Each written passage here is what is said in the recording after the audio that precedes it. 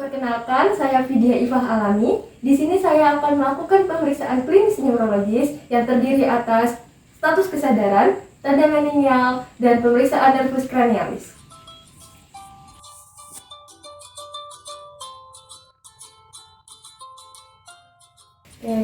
Sebelum melakukan pemeriksaan fisik, saya akan mencuci tangan terlebih dahulu. Perkenalkan Mbak, saya Dokter Muda Vidya. Di sini saya akan melakukan beberapa pemeriksaan untuk melihat keadaan saraf Mbak. Mungkin agak sedikit tidak nyaman. Apakah Mbak bersedia? Bersedia. Baik, jika bersedia. Pertama saya tanya dulu, ini dengan Mbak siapa? Saya Mening. Oke, Mbak Mening. Mbak Mening tadi datang ke sini sendirian atau diantar? Saya diantar ibu saya. Oh, diantar ibunya ya? Ya, itu ibunya ada di sana ya. Oke, lalu ini sekarang lagi di mana ya Mbak? Saya di Rumah Sakit Sarjito. Di Rumah Sakit Sarjito ya. Ini kira-kira lagi sepi atau orangnya? Lagi sepi. Lagi sepi ya. Oke, sekarang kira-kira jam berapa ya Mbak? Malam atau pagi siang? Sekarang sudah malam hari. Oke, malam hari ya Mbak ya. Oke, sekarang coba angkat tangan kanannya Mbak. Oke, bisa diturunkan lagi. Oke, bisa angkat kaki kanannya. Oke, baik, terima kasih Mbak. Jika pasien tidak dapat membuka mata spontan, maka pasien diberi rangsang suara dengan menyebutkan identitas pasien dan meminta pasien untuk membuka matanya jika perlu dengan suara yang keras. Jika pasien sudah dipanggil identitasnya dan dapat membuka mata dengan rangsangan tersebut, maka nilai pasien adalah E3. Mbak Mening. Jika pasien masih belum berespon dengan panggilan suara, selanjutnya pasien diberikan rangsangan nyeri pada kuku atau nail tip jari selama maksimal 10 detik. Rangsang nyeri tersebut diberikan dengan intensitas bertahap, mulai dari rendah hingga tinggi. Jika pasien dapat membuka mata, maka nilainya E2. Adapun jika pasien tetap tidak membuka mata setelah diberi rangsang nyeri selama 10 detik, maka dinilai E1. Pada penilaian motorik, jika pasien tidak merespon perintah yang diberikan pemeriksa, maka diberikan rangsang nyeri dengan mencubit otot trapezius. Tangan kiri pemeriksa diletakkan pada bahu kanan pasien dan ibu jari berada di sisi anterior serta keempat jari lainnya di posterior bahu. Kemudian, tekanan diberikan pada otot trapezius di atas tulang klavikula. Pemberian rangsangan nyeri dilakukan selama maksimal 10 detik dengan intensitas nyeri bertahap dari rendah ke tinggi hingga pasien dapat melokalisir nyeri. Jika pasien belum merespon dengan rasa nyeri pada otot trapezius, rangsang nyeri dapat diberikan pada takik supraorbita. Hal ini dilakukan dengan meletakkan tangan pemeriksa di dahi pasien dengan ibu jari. Pemeriksa menekan takik supraorbita. Rangsang nyeri juga dilakukan selama maksimal 10 detik dengan intensitas nyeri bertahap dari rendah ke tinggi sehingga pasien dapat melokalisir nyeri. Jika pasien belum merespon terhadap nyeri yang diberikan di takik supraorbita ataupun trapezius, maka pemberian nyeri dapat dilakukan di sternum selama 10 detik dari intensitas rendah hingga intensitas tinggi. Jika pasien melakukan fleksi siku terhadap rangsangan nyeri tetapi tidak sampai melewati klavikula, maka nilainya adalah M4. Jika pasien melakukan fleksi abnormal atau dekortikasi, maka skornya adalah M3. Jika pasien berespon terhadap rangsang nyeri dengan gerakan ekstensi lengan abnormal, maka nilainya adalah M2. Namun, apabila pasien tidak berespon terhadap nyeri, maka nilainya adalah M1. Apabila pasien dapat menjawab pertanyaan, akan tetapi menjawab dengan inkoheren mengenai pertanyaan waktu, tempat, suasana, dan orang, maka menunjukkan bahwa pasien memiliki orientasi yang tidak baik dan dapat dinilai dengan V4. Mbak Mening, ini sekarang lagi di mana ya Mbak Mening? Di hutan. Sekarang pagi, siang atau malam? Siang. Siang ya Mbak Mening. Tadi Mbak Mening ke sini gimana ceritanya? Nggak tahu. Nggak tahu ya, tiba-tiba di sini. Oke, ada sama siapa tadi? Di sini? Nggak tahu. Ada punya suami atau keluarga? Enggak. Nggak ada ya. Apabila diberi rangsang nyeri, pasien dapat membentuk kata aduh atau kata lain, maka pasien dapat dinilai dengan V3. Aduh. Apabila diberi rangsang nyeri, pasien hanya mengeram, maka dinilai dengan V2. Apabila diberi rangsang nyeri, pasien tidak mengeluarkan suara sama sekali, maka dinilai V1. Pemeriksaan menial sign kaku kuduk diawali dengan pasien diminta berbaring terlentang tanpa bantal. Pemeriksa meletakkan tangan kirinya pada bagian belakang kepala pasien, sementara tangan kanan diletakkan untuk menahan dada pasien. Leher pasien kemudian direfleksikan ke arah dada pemeriksa. Pemeriksa kemudian merasakan ada atau tidaknya tahanan. Kaku kuduk positif diberikan apabila ada tahanan pada leher pasien. Pemeriksaan selanjutnya adalah Brudzinski neck sign. Pertama, pasien berbaring terlentang tanpa bantal. Kemudian pemeriksa meletakkan tangan kirinya pada bagian belakang kepala pasien. Tangan kanan pemeriksa menahan dada pasien. Kemudian leher pasien difleksikan ke arah dada, seperti pada pemeriksaan kaku kuduk. Pemeriksa kemudian memperhatikan adanya fleksi pada sendi panggul dan lutut. Apabila hasil pemeriksaan positif, maka didapatkan fleksi pada sendi panggul dan lutut. Pemeriksaan selanjutnya adalah Brudzinski contralateral sign. Pertama, pasien diminta berbaring terlentang, kemudian pemeriksa memfleksikan sendi panggul dan lutut pada salah satu tungkai pasien. Hasil pemeriksaan positif bila didapatkan fleksi dari sendi panggul dan lutut tungkai kontralateral. Selanjutnya adalah pemeriksaan Kernik. Pasien diminta berbaring terlentang, pemeriksa melakukan fleksi pada salah satu sendi panggul pasien sehingga posisi paha menjadi vertikal. Kemudian, secara perlahan sendi lutut diekstensikan. Tanda positif bila lutut pasien tidak dapat diekstensikan dengan sudut lebih dari 135 derajat pada sendi panggul yang sudah fleksi. Lakukan pemeriksaan ini pada sisi kontralateral.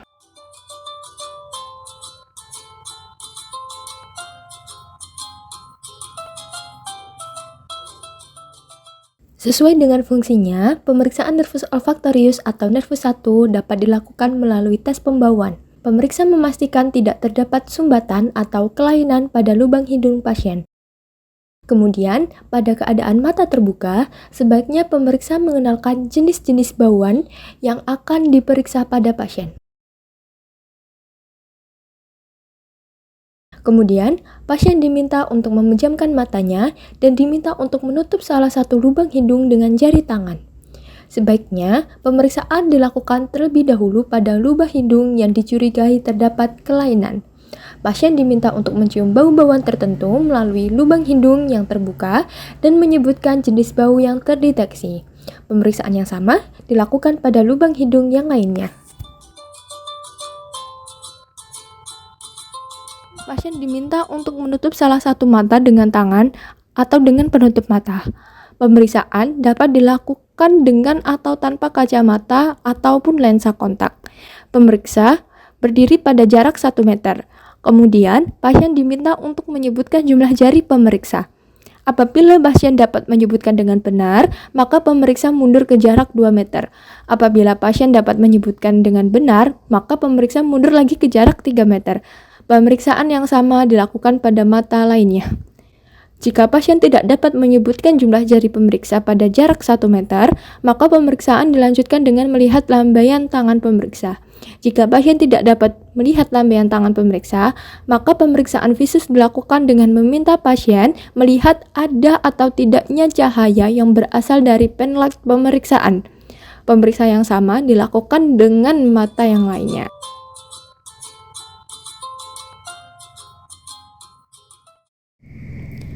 Pemeriksaan selanjutnya adalah lapang pandang atau konfrontasi.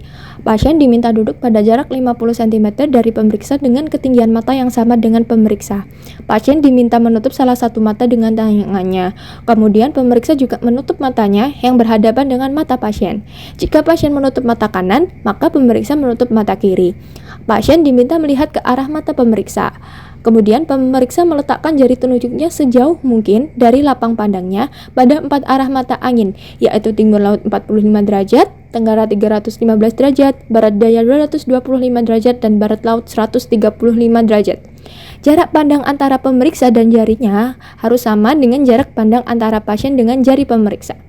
Pemeriksa kemudian menggerakkan jari telunjuknya atau tangannya ke arah media secara perlahan-lahan sambil menanyakan apakah pasien bisa melihat gerakan jari telunjuk atau gerakan tangan tersebut. Pemeriksaan yang sama dilakukan pada mata lainnya. Hasil pemeriksaan konfrontasi dapat menentukan letak lesi yang ada di sepanjang jaras penglihatan. Contohnya, lesi di nervus opticus menimbulkan kebutaan monookular atau buta total ipsilateral, sedangkan lesi di kiasma opticus menimbulkan gejala hemianopia bitemporal jika lesi tepat di tengah kiasma, atau binasal jika lesi di sekitar kanan dan kiri kiasma.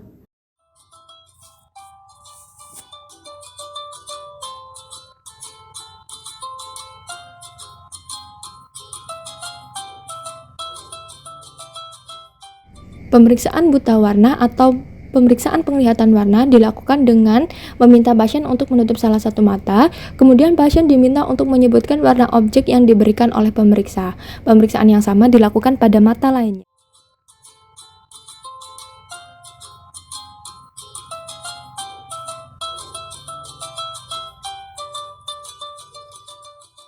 Pemeriksaan refleks cahaya atau pupil dapat dilakukan untuk menilai komponen nervus 2 sebagai komponen aferen dan nervus 3 sebagai komponen eferen.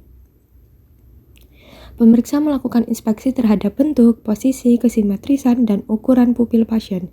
Kemudian, pemeriksaan refleks cahaya langsung dapat dilakukan dengan meminta pasien melihat jauh ke depan. Pemeriksa menyorotkan cahayanya ke arah pupil dan mengamati perubahan diameter pupil yang terjadi. Pemeriksaan refleks cahaya tidak langsung dilakukan dengan pemeriksa mengamati perubahan diameter pupil pada mata yang tidak disorot cahaya ketika mata lainnya masih mendapat sorotan cahaya langsung.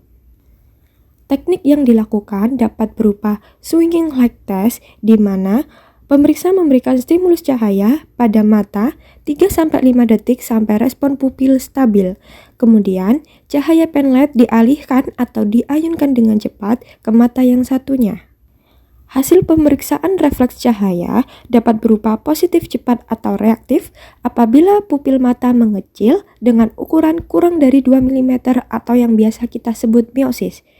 Hasil juga berupa lambat atau negatif apabila pupil mata tidak mengalami pengecilan.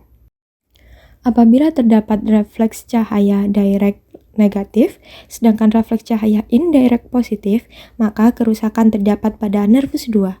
Sebaliknya, apabila kelumpuhan nervus 3, maka refleks cahaya direct maupun indirect pada mata ipsilateral akan negatif. Sebagai contoh, pada lesi nervus 2 kanan, refleks cahaya pupil direct pada mata kanan negatif, diikuti pula refleks cahaya indirect pada mata kiri negatif. Sebaliknya, pada lesi nervus 3 kanan, maka didapatkan refleks pupil negatif, baik refleks cahaya direct maupun indirect pada mata kanan akan negatif.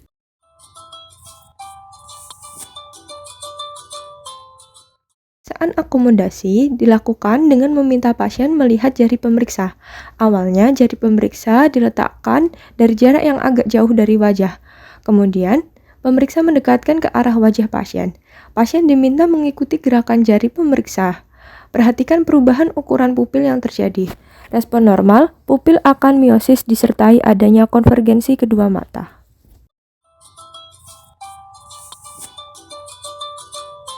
Pemeriksaan selanjutnya adalah pemeriksaan nervus 3 dengan menilai kelopak mata.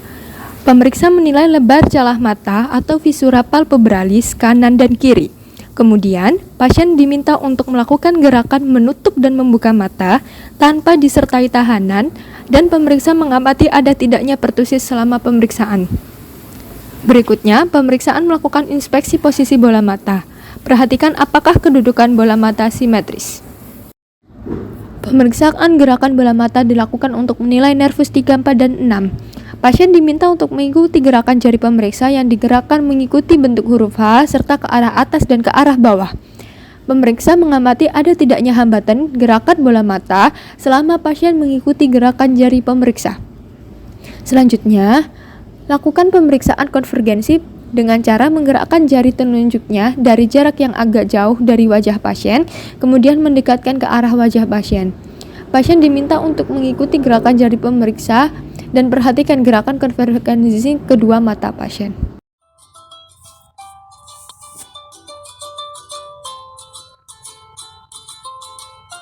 Pemeriksaan sensoris nervus trigeminus dilakukan dengan menjelaskan terlebih dahulu prosedur yang akan dijelaskan. Kemudian, minta pasien untuk menutup mata. Berikan rangsangan raba atau nyeri kepada setiap distribusi sensoris cabang nervus trigeminus, seperti 5 cabang 1 atau ophthalmicus pada dahi, 5 cabang 2 atau maxillaris pada rahang atas dan sudut nasolabialis, serta 5 cabang 3 atau nervus mandibularis pada area dagu di bawah bibir. Untuk sensasi raba dapat menggunakan kapas dan sensasi nyeri dapat menggunakan tusuk gigi. Tanyakan kepada pasien apakah sensasi kepada dua sisi tersebut sama.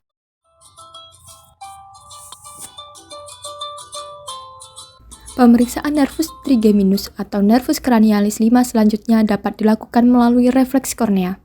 Pemeriksa berdiri di samping atau belakang pasien, kemudian pemeriksa menyentuh kornea mata pasien dengan kapas dari arah lateral. Respon normal berupa kedipan pada kedua mata. Pemeriksaan dilakukan pada kedua sisi.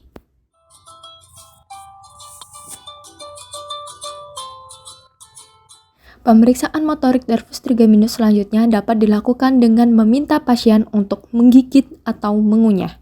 Pemeriksa meraba otot temporalis masseter dan pterygoid bilateral. Pasien merasakan kontraksi otot tersebut dan membandingkan kiri dan kanan.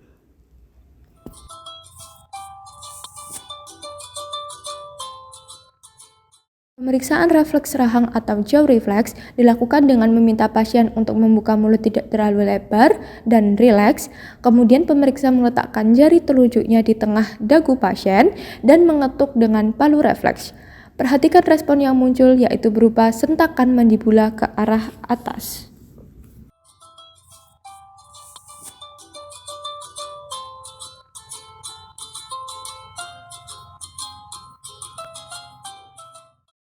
Pasien diminta untuk duduk atau berbaring dengan rileks. Pemeriksa mengamati otot-otot wajah pasien pada keadaan istirahat dan berbicara. Pada saat inspeksi, perlu diperhatikan kesimetrisan wajah, tonus otot, trofi otot, maupun gerakan involunter. Berikutnya, pasien diminta untuk mengerutkan dahi. Amati keerutan dahi yang terlihat. Kemudian, untuk memejamkan mata sekuat mungkin. Perhatikan apakah kedua mata dapat tertutup rapat. Kemudian, berikan tahanan pada musculus orbicularis oculi dengan mendorong area alis ke arah atas dengan jari telunjuk.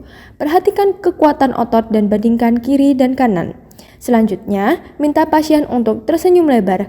Perhatikan kesimetrisan sudut bibir pasien dan sulcus nasolabialis. Pemeriksa kemudian meminta pasien untuk mengatupkan rahang atas dan bawah serta menarik sudut bibirnya untuk memunculkan musculus platysma. Berikutnya, pasien diminta untuk menggebungkan kedua pipinya. Pemeriksa menekan kedua pipi pasien dengan jari telunjuk secara bersamaan hingga udara keluar dari mulut pasien. Perhatikan apakah terdapat kebocoran udara pada salah satu sisi atau sudut mulut. Pada keadaan istirahat, wajah biasanya terlihat simetris. Berkurangnya lipatan nasolabial dengan kerutan dahi yang masih simetris menandakan lesi sentral atau lesi upper motor neuron. Sedangkan berkurangnya lipatan nasolabial yang disertai berkurangnya lipatan dahi ipsilateral menandakan lesi nervus facialis perifer atau lower motor neuron.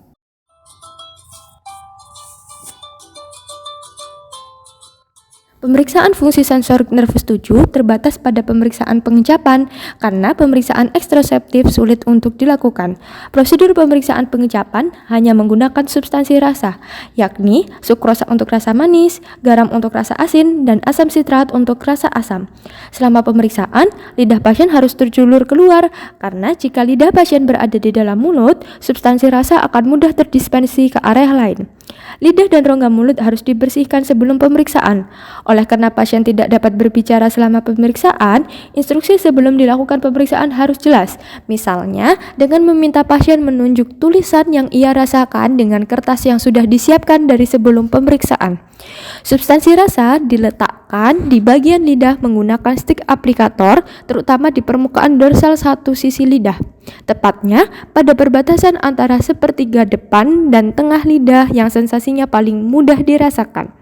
Pada paralisis nervus 7 tipe perifer, adanya gangguan pengecapan dapat mengindikasikan letak lesi berada di proksimal dari percabangan korda timpangi.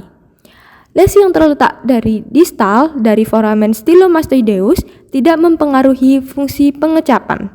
Gangguan pengecapan dapat berupa ageusia atau tidak mampu mengecap rasa sama sekali, hipoageusia atau berkurangnya sensasi pengecapan, dan parageusia atau persepsi pengecapan yang abnormal.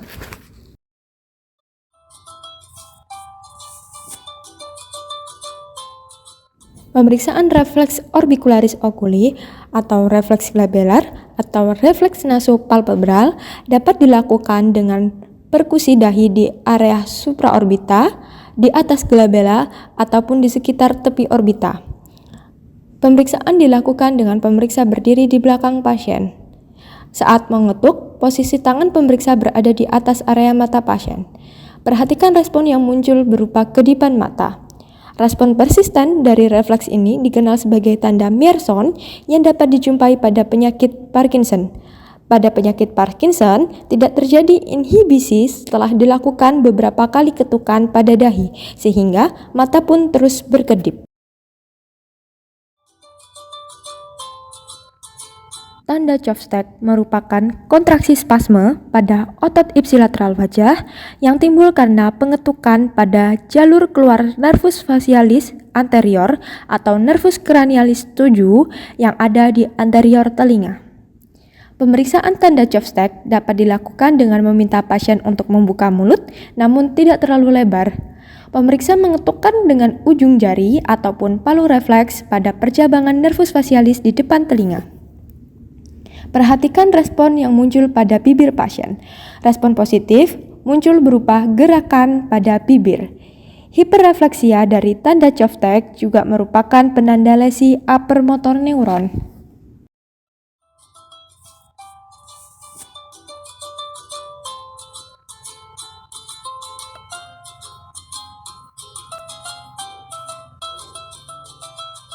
Pemeriksaan nervus cochlearis atau nervus 8 dapat dilakukan dengan tes Rine atau tes Weber. Pada tes Rine, pemeriksa menggetarkan garpu tala 256 Hz atau 512 Hz. Kemudian, garpu tala diletakkan pada prosesus mastoideus pasien. Pasien diminta mendengarkan suara garpu tala, dan setelah suara menghilang, pasien diminta untuk mengangkat tangannya. Pindahkan garpu tala ke depan telinga pasien. Tanyakan apakah pasien masih mendengar suara garpu tala. Respon normal apabila pasien masih mendengarkan suara garpu tala yang telah dipindah pada depan telinga pasien. Lakukan pemeriksaan pada kedua sisi. Pada tes Weber, pemeriksa menggetarkan garpu tala 256 Hz atau 512 Hz. Kemudian, garpu tala diletakkan di garis tengah puncak kepala atau vertex pasien. Pemeriksa menanyakan kepada pasien pada telinga mana suara garpu tala terdengar lebih keras. Respon normal apabila suara garpu tala terdengar sama pada kedua sisi telinga.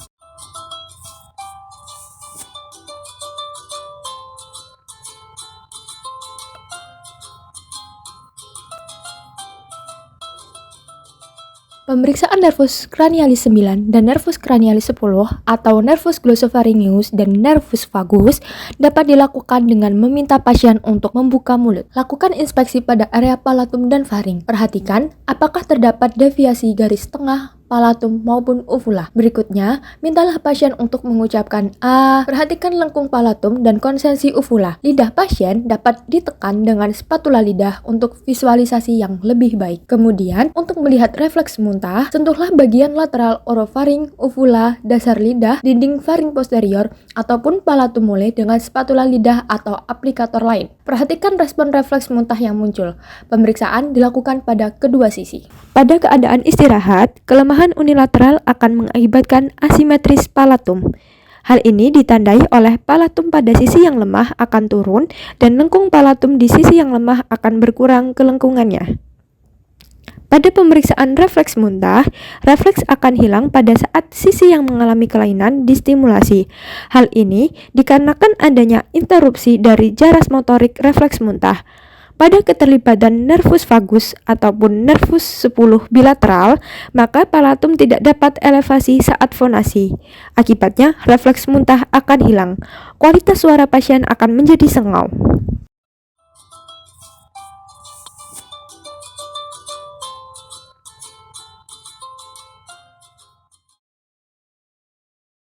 Pada pemeriksaan otot sternocleidomastoideus, pasien diminta untuk menolehkan kepalanya ke salah satu sisi hingga maksimal.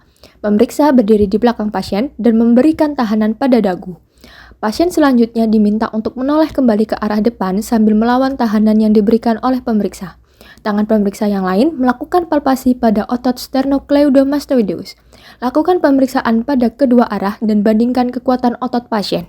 Pada kelemahan muskulus sternocleidomastoideus bilateral yang diakibatkan oleh parese nervus cranialis 11 atau nervus accessorius, pasien akan mengalami kesulitan untuk melakukan anterofleksi leher. Pada lesi infranuklear pada saat palpasi, maka akan ditemukan adanya atrofi atau vaskulasi otot.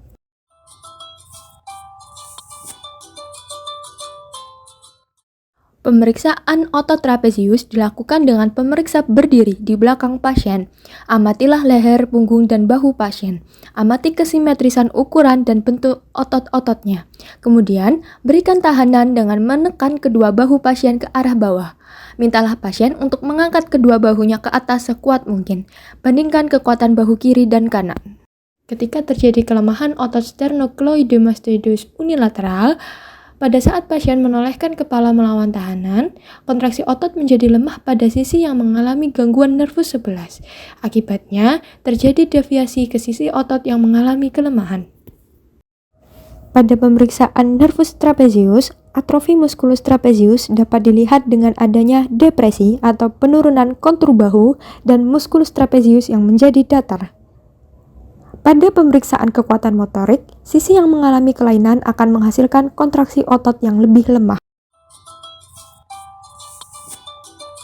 Pemeriksaan nervus hipoglossus atau nervus 12 dilakukan dengan meminta pasien untuk membuka mulut, kemudian pemeriksa mengamati trofi, gerakan, dan posisi lidah pasien. Kemudian, minta pasien untuk menjulurkan lidahnya lurus ke depan. Perhatikan apakah lidah terdeviasi ke salah satu sisi atau apakah terdapat atrofi, vasikulasi, ataupun tremor. Setelah itu, pasien diminta untuk menggerakkan lidah ke kiri, kanan, atas, dan bawah, baik secara perlahan maupun secara cepat. Selanjutnya, pasien diminta untuk menekan dinding dalam pipi menggunakan ujung lidah, lalu melawan tekanan yang diberikan pemeriksa dari sisi luar pipi menggunakan jari atau spatula. Bandingkan kekuatan motorik lidah sisi kanan dan sisi kiri. Pada keadaan normal, lidah terletak di tengah rongga mulut dan cukup kuat menahan tekanan dari luar pipi. Jika terdapat kelemahan unilateral, pada saat lidah berada di dalam mulut, lidah akan terdeviasi ke sisi yang sehat. Pada saat dijulurkan, lidah akan terdeviasi ke sisi yang lemah. Kelemahan nervus 12 tipe perifer akan menunjukkan pada inspeksi lidah adanya atrofi papil di mana lidah akan tampak berkerut dan lebih kecil, kemudian sering disertai dengan vasikulasi atau tremor terutama saat lidah dijulurkan. Tremor akan hilang pada saat kondisi lidah istirahat, sedangkan vasikulasi akan menetap.